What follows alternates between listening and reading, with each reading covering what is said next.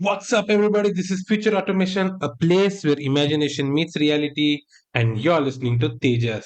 So, guys, in the last video, of course, we have checked out how to use Docker SDK, install it, and get started with some basic programs like getting an Ubuntu or Alpine Linux, and how to run a container, get the list of running containers, stop a container, and start a container, and again get the logs and stuff.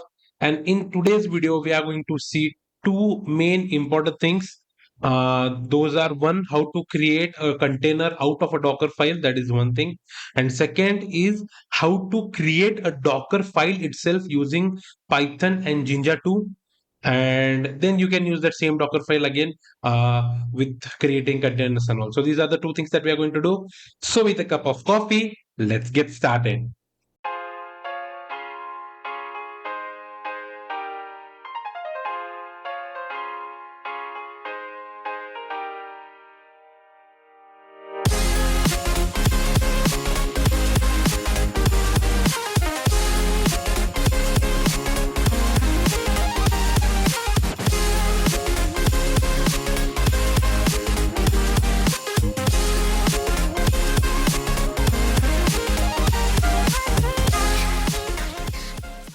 So, guys, before getting started with today's video, I would like to say that episode 2 of Weekend Talks has already been uploaded, and I'll link the link in the description for the playlist which is consisting all the Weekend Talk videos. So two of the videos are already on. Go ahead and check them out. Lot of insights, lot of fun in both the videos. And the recent video is about what is the future of software engineering, a hitchhiker's guide to the future of software engineering. So links in the description. Go ahead and check it out and share it, and also leave your valuable comments in the comment section for me to, of course, improve. And if you need any other podcasts which you have in your mind. So let's get started now. Two of the things are already in the place. One is the Docker file, which is using the node image, and we are exposing the port to 8080, and we are using a hello.js JavaScript file, which will just display hello world message. This container was created using a Docker SDK. So as simple as that. And now we are going to create the Python file. So Docker SDK dk.py. And one second. Okay. Typo. It's .py. Yep. So Python is here. Now we import the Docker SDK.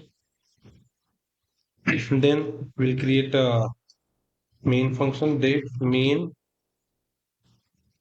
We'll create a client. Now, those who are new, client is a variable that we create to access the Docker engine with which we can manipulate, get all the details, creating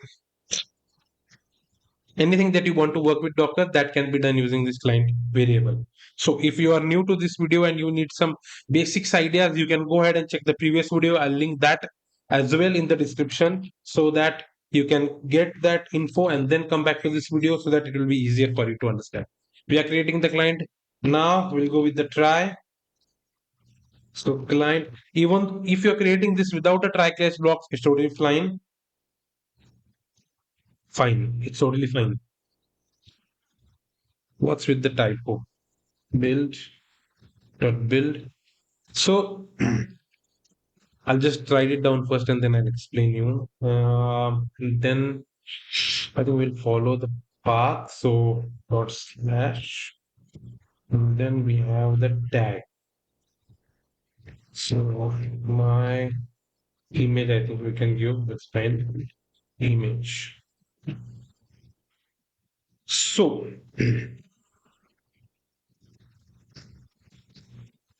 expect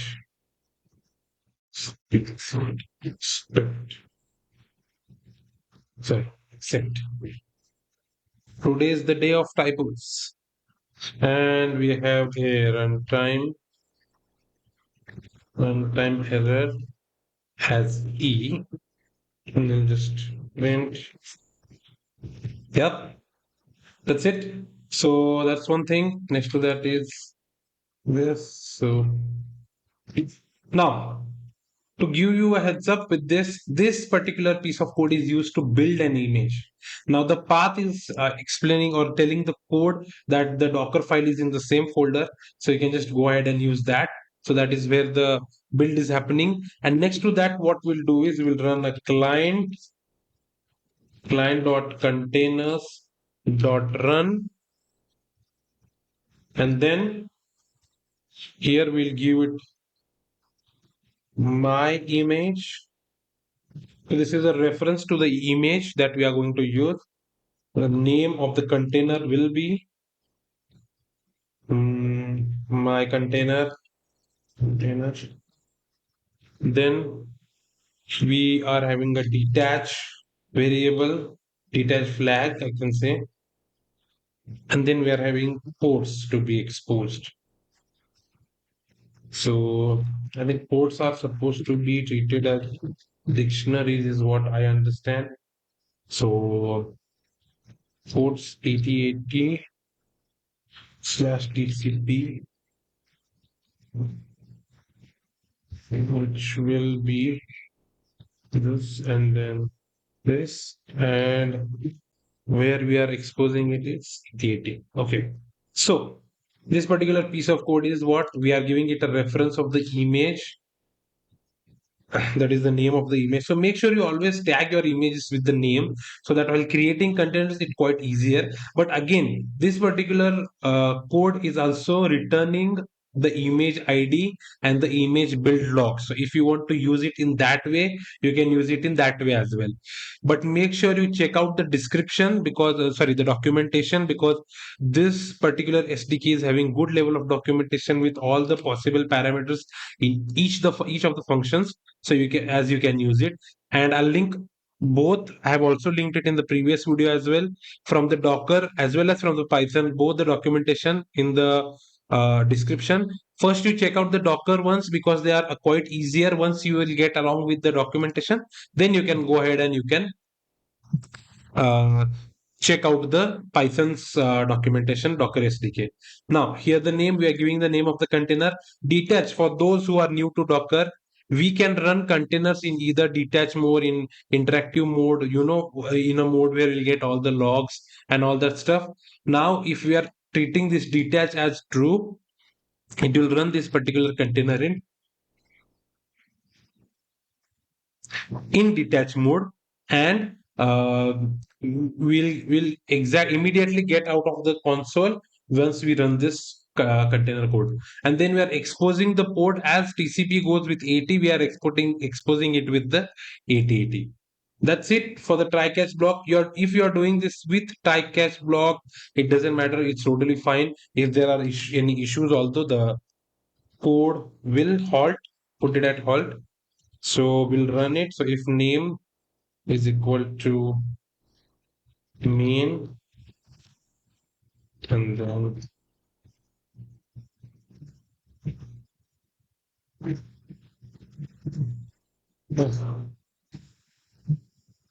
should be main.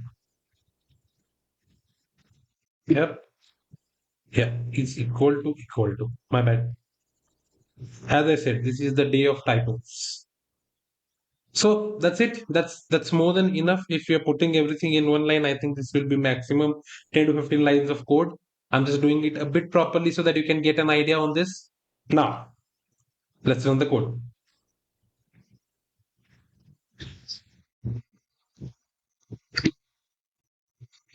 So let's run it. Python Docker SDK.py. Now, one more thing. Let me just delete all the existing containers that are available here. All the images. Now we don't have any container, no images. So we'll run the code and see. We have an error, no attribute as images. Image has no attribute images. Sure. Yeah, that's what I was saying. It was not coming in the right color. Yeah, now it will run. So guys, now the code is running. One eternity later. Unexpected argument port. Again, typo. It should be ports and not port. Let's check if there was anything created. We need to delete it. So you need to make sure that the parameters are written correctly. Don't make top typos like me, or you can make it so that you'll learn. So we'll try one more time. So much later that the old narrator got tired of waiting and they had to hire a new. And the code has executed successfully, and we must be having a container and images. So these are the two images that are downloaded. And here is the container that is running, and it has been exposed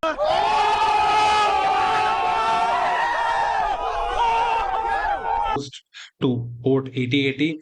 If we'll open this, we should get a hello world. And this container was created by Docker SDK. So I think this is pretty awesome what we can do here. And I was really amazed when I started working with Docker SDK. I was even not aware that okay, something like this has already been created. So I think this is really something that you can make use of. You can use it with Python, you can use it with Golang, you can use it as part of APIs. I think this is really good. Now, part one of the video is done. Part two, that is Jinja 2. So before going to part two, you need to make sure that Jinja 2 is already installed in your machine. So pip install jinja2. For me, probably the requirements might be satisfied. I think this will get installed with the Docker SDK only. Because last time also when I tried, it said the same thing. If in case you don't have it, this is what you need to do. Pip install Jinja2. Now, writing a code to create a Docker file. So create Dockerfile.py. Let's rename this Docker file as of now so that we'll close this first, everything, and we'll rename this Docker file as Dockerfile1, and we'll close this. So now what we need to do with the Jinja file, so import Jinja to Jinja2. Sorry, I think we need to from Jinja2 we need to import templates. And then template template equals to template. And here what we need to do is we need to write in the template of the Docker file. So what basically it does is it will get what you want to write in the Docker file with some dynamic variables in it. Say for example, what you need to do is you need to create a basic template that is not this is something that you need to understand when you're using. If you create similar kind of Docker files, or you have multiple machines where you need to create Docker files. Now you can go and do it manually, you can copy and paste everything, or you can run such kind of code where you are creating a basic template out of it, and every time you make any modification in this file and run it, it will make the modifications in the Docker file as well. So let's try it. We'll try it and we'll see how it works. So from we have usually a base image like something, say a node or something like that. From we of course we need to give it three quotes, and we need to write everything in this. So from base image, what we are going to download, and then we are going to run a command. Anything is fine. So run apt get update and apt. And this is I'm doing because I'll try to download the Ubuntu Linux just for an idea, give you an answer. Yes, so these basically, if you are not aware, these are the Linux commands. So apt get update and apt get install, and then the packages if you want to do any, or you can just write upgrade as well. Come on. Yeah. So we can write here as packages. Packages. And that's it. So basically, this is a basic template that we are creating. We can create a huge template as well if you have any, or if you want to create such kind of, and then you render all the variables and this template into a Docker file. So let's do that. So Docker file slash contents equals to template dot render,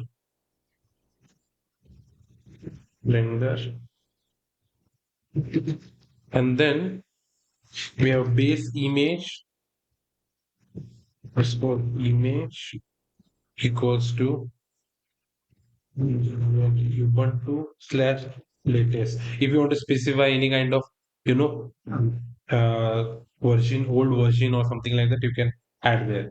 So packages is we need to download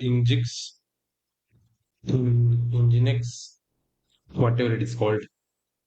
And yeah, that's basically what all the contents and all the stuff is ready. Now we need to write that in a Docker file. So with open, we'll write a Docker file. So Docker file, which is in write mode as f, and then we'll write the content. So f dot write Docker file contents. That's it. So if we'll run this code, let's see what happens. So make sure you are observing this section as well. We don't have any file with name Dockerfile. So if I'll run this Python create Dockerfile.py, we should have a Dockerfile here. You can see from Ubuntu latest. Now if we are running a Docker image out of it or a Docker container out of it, it will surely work as far as I understand. So that's it, guys. That's it for today. If you want to run it, we can do it as well. Let's see if have I have a code previously written something. Just let's see.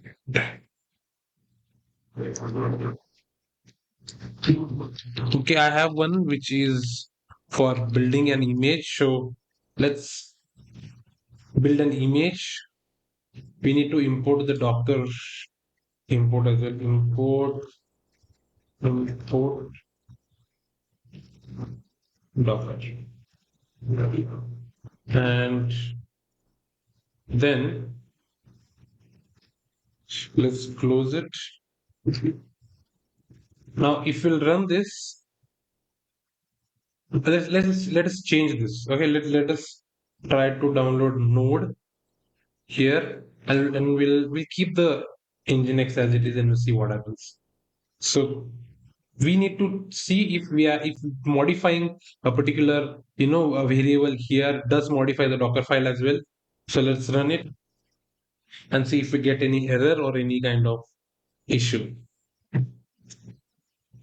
Unknown manifest found. And image is not built. Path.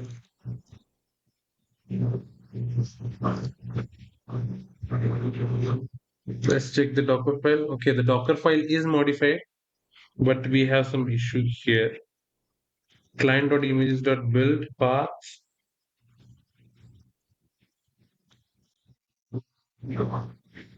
Uh, manifest for node. Not. Oh, sorry, my bad. Wrong typo again. I think this is the third or fourth typo that I have done in this.